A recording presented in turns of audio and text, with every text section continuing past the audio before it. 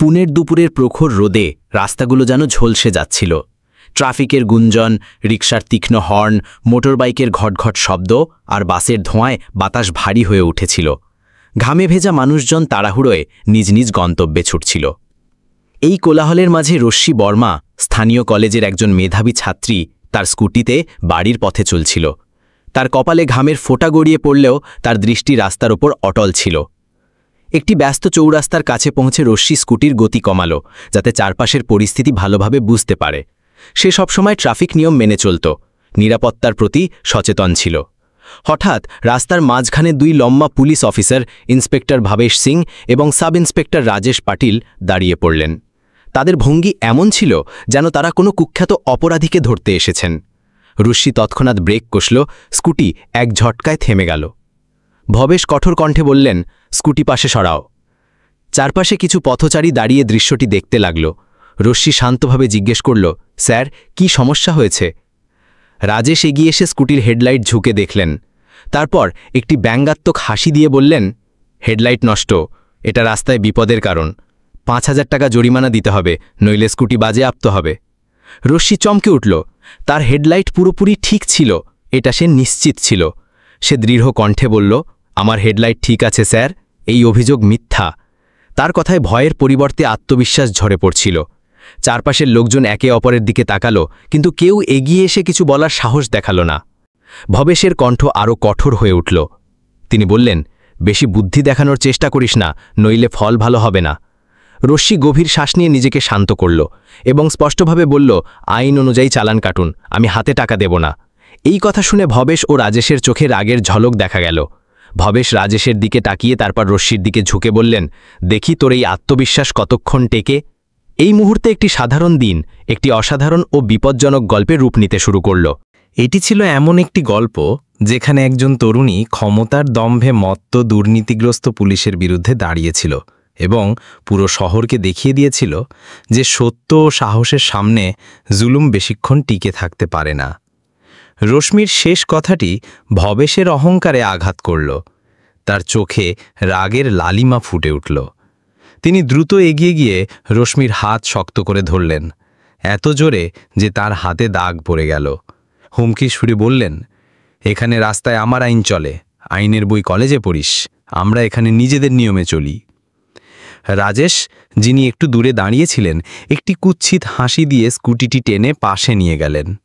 তারপর ইচ্ছাকৃতভাবে পুরো শক্তি দিয়ে স্কুটিতে লাথি মারলেন। ধাক্কায় স্কুটির সামনের অংশ কেঁপে উঠল। রশ্মির হৃৎপিণ্ড দ্রুত ধকধক করছিল, তবুও সে নিজের জায়গায় অটল রইল। সে উঁচু স্বরে বলল, এটা আমার একমাত্র যাতায়াতের মাধ্যম, এতে হাত দিও না। রাজেশ হো হো করে হেসে বললেন, আগে তোকে বুদ্ধি শেখাবো, তারপর গাড়িও নিয়ে যাব। এখানে লোকেরা শুধু তামাশা দেখে, বাঁচাতে কেউ আসবে না। তিনি চারদিকে তাকালেন।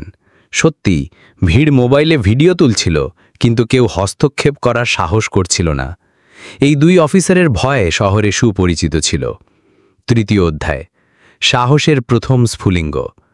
রশ্মি এক মুহূর্তের জন্য ভাবল, নীরবতাই বোধহয় নিরাপদ, কিন্তু তারপর নিজেকে মনে করিয়ে দিল যে নীরবতাই এমন লোকদের শক্তি বাড়ায়। সে কিছু বলার আগেই ভবেশ তাকে ধাক্কা দিলেন। রশ্মি টাল খেয়ে রাস্তায় পড়ে গেল। তার হাত গরম পিচে ঘষা খেয়ে ছড়ে গেল। হাঁটু আঘাত পেল। ব্যথার মধ্যেও সে ওঠার চেষ্টা করল। ভবেশ ও রাজেশের মুখে বিজয়ের অহংকার ঝলমল করছিল, যেন তারা কোনো বড় জয় পেয়েছেন। রশ্মি পড়েও তার ব্যাগ সামলে নিয়ে ফোন করল। তার আঙুল কাঁপছিল, তবু সে তার ভাই অর্জুন ভর্মার নাম্বারে ফোন করল। অর্জুন শুধু তার ভাইই ছিলেন না, ভারতীয় সেনাবাহিনীর একজন সাহসী ক্যাপ্টেনও ছিলেন, যিনি সবসময় ন্যায়ের পক্ষে দাঁড়াতেন। ফোন ধরতেই রশ্মি হাঁপাতে হাঁপাতে বলল, অর্জুন ভাই, তাড়াতাড়ি এসো, বাস স্ট্যান্ডের চৌরাস্তায় আছি, এই পুলিশরা। তার কথা শেষ হওয়ার আগেই ভবেশ ফোন কেড়ে নেওয়ার চেষ্টা করলেন। রশ্মি পুরো শক্তি দিয়ে ফোনটি শরীরের পেছনে লুকিয়ে ফেলল। ভবেশ চিৎকার করে বললেন, কার সাথে কথা বলছিস? রশ্মি উত্তর দিল না।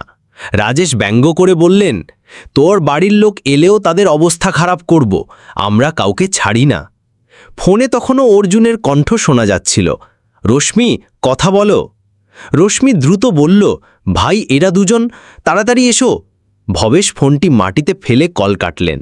তারপর রশ্মির দিকে ঝুঁকে বললেন, এবার দেখি তোর বীর ভাই কখন আসে, ততক্ষণ তোকে শিক্ষা দেব। চতুর্থ অধ্যায়, অত্যাচারের পরাকাষ্ঠা। রশ্মি আহত হাতে মুখ মুছল এবং কঠোর স্বরে বলল, তোমাদের এর হিসাব দিতে হবে, ইউনিফর্মের আড়ালে লুকিয়ে থাকা গুন্ডারা। রাজেশ বললেন, এই মেয়ে বেশি মুখ চালায়, গাড়ি গোডাউনে নিয়ে যাই। ভবেশ সম্মতি জানালেন। তারা রশ্মিকে পেছনে ঠেলে দিলেন। স্কুটিটি একটি পিকআপ ভ্যানে তোলা হলো।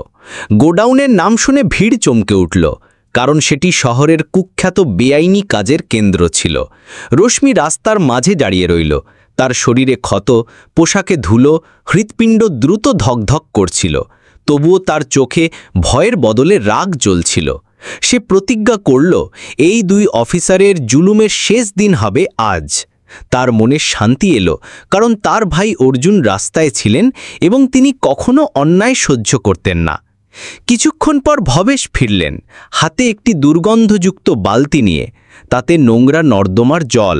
রশ্মি কিছু বলার আগেই তিনি জল তার ওপর ঢেলে দিলেন। জল তার পোশাক ও চুল থেকে গড়িয়ে পড়ছিল। রোদে সে আরও অসহায় দেখাচ্ছিল। রশ্মি দাঁত পিষে বলল, তোমাদের এর হিসাব দিতে হবে। ভবেশ ব্যঙ্গ করে বললেন, এখানে আমাদের কেউ আটকাতে পারে না। রাজেশ ভ্যানের ড্রাইভারকে গোডাউনে যাওয়ার নির্দেশ দিলেন। রশ্মি রাস্তায় বসে পড়ল। পোশাকে নোংরা দাগ, ক্ষত থেকে রক্ত ঝরছে, কিন্তু তার চোখে অর্জুনের ওপর অটল বিশ্বাস। পঞ্চম অধ্যায়, অর্জুনের আগমন। প্রায় 20 মিনিট পর দূর থেকে একটি সামরিক বাইকের ইঞ্জিনের আওয়াজ শোনা গেল। অর্জুন হেলমেট খুলে রশ্মির ক্ষত দেখলেন। তার হাত ও হাঁটু ছড়ে গিয়েছিল, কাঁধে স্পষ্ট দাগ। নোংরা জলের দুর্গন্ধ এখনও তার পোশাক থেকে আসছিল।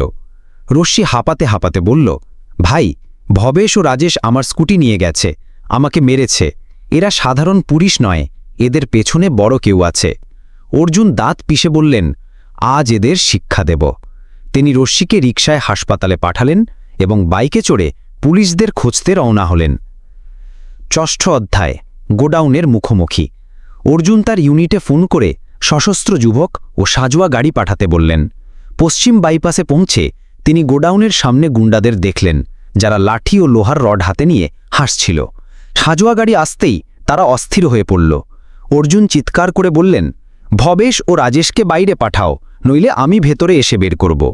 ভবেশ গোডাউন থেকে বেরিয়ে ব্যঙ্গ করলেন, বোনের ভালোবাসা তোমাকে এখানে টেনে এনেছে। অর্জুন বললেন, তুমি আমার বোনকে আঘাত করেছ, ইউনিফর্ম তোমাকে বাঁচাবে না। ভবেশ গুন্ডাদের আক্রমণের নির্দেশ দিলেন। সাজোয়া গাড়ি গোডাউনের দরজা ভেঙে ফেলল। অর্জুন গুন্ডাদের সাথে লড়াই শুরু করলেন। একে একে তাদের পরাস্ত করলেন। রাজেশ তাকে পেছন থেকে ধরলেন। ভবেশ তার পেটে ঘুষি মারলেন। অর্জুন ব্যথায় ঝুঁকলেন, কিন্তু বললেন, তোমরা পুলিশ নাকি মাফিয়া? ভবেশ বললেন, আমাদের বস প্রভাকর নায়েক। তখন প্রভাকর গোডাউনে প্রবেশ করলেন, বললেন, এটা আমাদের এলাকা। অর্জুন নিজেকে মুক্ত করে তাদের আঘাত করলেন। সপ্তম অধ্যায়, ন্যায়ের জয়। হঠাৎ সাইরেনের আওয়াজ শোনা গেল। সামরিক ও দুর্নীতি দমন টিম এসে প্রভাকর, ভবেশ ও রাজেশকে গ্রেপ্তার করল। গোডাউন থেকে অস্ত্র, ঘুষের টাকা ও বেআইনি রেকর্ড উদ্ধার হল। রশ্মি হাসপাতাল থেকে ফিরে তার স্কুটি ফিরে পেল। সে বলল, তোমাদের ভয় দেখানোর শক্তি শেষ হয়েছে। ভিড় হাততালি দিল। আদালতে রশ্মি বলল, আমি সত্যের জন্য দাঁড়িয়েছি। এই জয় তাদের, যারা অত্যাচারের শিকার। প্রমাণ ও জবানবন্দির ভিত্তিতে বিচারক প্রভাকর, ভবেশ ও রাজেশকে 15 বছরের কারাদণ্ড দিলেন। রশ্মি বলল, এই জয় প্রতিটি মেয়ের, যারা সত্যের জন্য লড়াই করে। অর্জুন বললেন, এটা রশ্মির সাহসের জয়। শহরে ন্যায়ের নতুন ঢেউ উঠল। রশ্মি ন্যায়ের প্রতীক হয়ে উঠল। বন্ধুরা, ভিডিওটি ভালো লাগলে একটি লাইক দিয়ে আপনার মূল্যবান মতামত কমেন্ট বক্সে জানাতে পারেন এবং নিয়মিত ভিডিও পেতে আমাদের YouTube channel Usama voice subscribe করে রাখুন। এত সময় সাথে থাকার জন্য অসংখ্য ধন্যবাদ। ভালো থাকবেন সবাই।